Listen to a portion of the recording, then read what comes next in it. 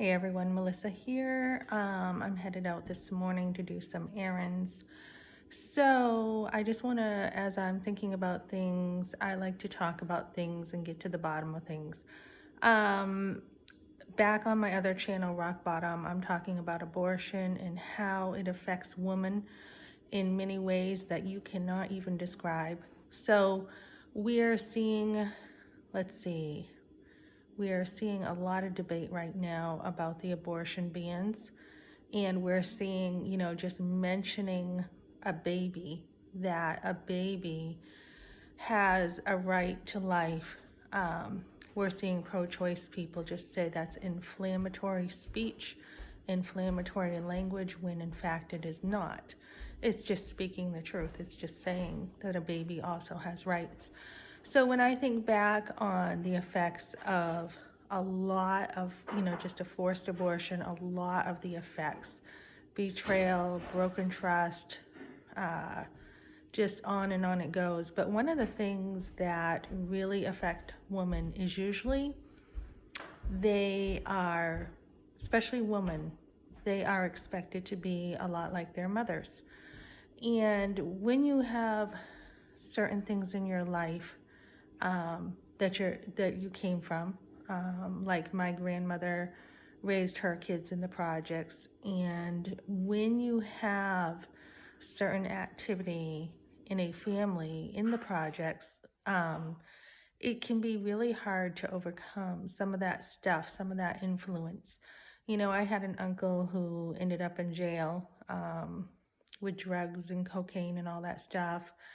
And, it really does matter who you put yourself around, because within a split second, you can pick up something that you remember somebody doing, and before you know it, you're doing it. So it's important for women who have had the unfortunate experience of coming from a family that does not value life to come out of that. It's important to come out of it, and you don't have to be like your mother or like your grandmother. And you need to be able to come out of it and have your own identity and really do the work that it takes to value life. So I'm hoping on my channels that we can talk about how important life is. And, we have no right to take life, none whatsoever. We have a God who creates life, and He's given life, and it's a gift. And we have no right to do that. And we need a humble perspective of ourselves, that we are not God. We did not make life, therefore we have no right to take it.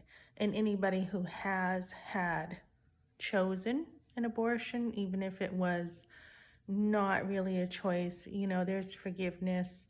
We see doctors now going to jail for performing an abortion, and it's called health care, in a very deceitful way. It's not health care, it's killing a baby.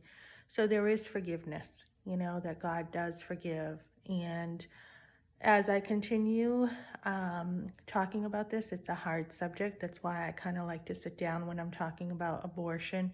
I don't mind moving around a little bit when I'm talking about other things, but it is a serious subject, and I want to make sure that my words are not misunderstood, and that I'm being careful how I say things. So moving forward, if this has ever happened to you, any kind of abortion, know that you can come out of it with the work. You can come out of those triggers and those just attachments or memories you've had, with that. So I'm wrapping this up for today, and thanks for joining me.